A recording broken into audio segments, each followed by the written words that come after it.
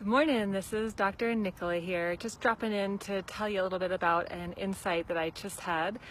So this week I've been feeling super disconnected from my partner and just kind of wanting more romance there, and from my kiddo and just kind of being irritated, and from my colleagues and kind of wondering what's coming next. And this has been building and building and building since probably last week, honestly.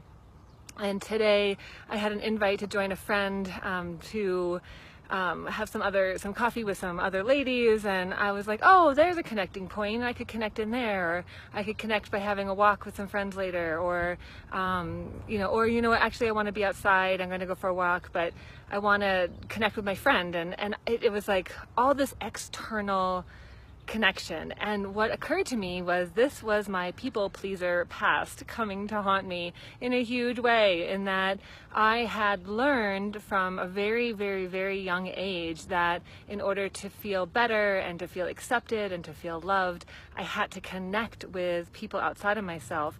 And I think I really identified growing up with feeling a sense of disconnect because I didn't always feel loved by people in my family, friends at school, all the, fun little kid stuff that a lot of us go through. And, I didn't realize how much it's still impacting me. And so this idea of reaching out to connect, and the longer I listen to my soul voice, my true voice, then the easier it gets to hear her, because she's getting louder and the more that I listen. So when I first started to listen to myself, to my truth, it wasn't always the loudest voice of my head, certainly, and sometimes it actually didn't even feel accessible. And I now know that that's not true. It's just a question of coming back to ourselves over and over and over again. And what I realized by going on a hike this morning by myself was that who I needed to connect with was me. And now that I just spent 2 hours by myself, getting outside with the dogs, getting some perspective, I literally changed perspective, went on a pretty big elevation gain.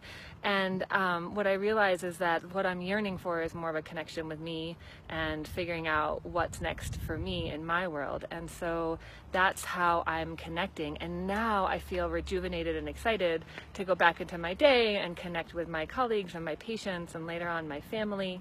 But it all starts by connecting here. So anyway, I'm really curious, what are you going to do today to help deepen the connection between you and you? And I would love for you to post a picture of what that looks like, or some words, and share with me, what's going on in your world, and how can we all support each other in connecting more deeply here first. Okay, I'm Dr. Nicola. Talk to you soon. Be well.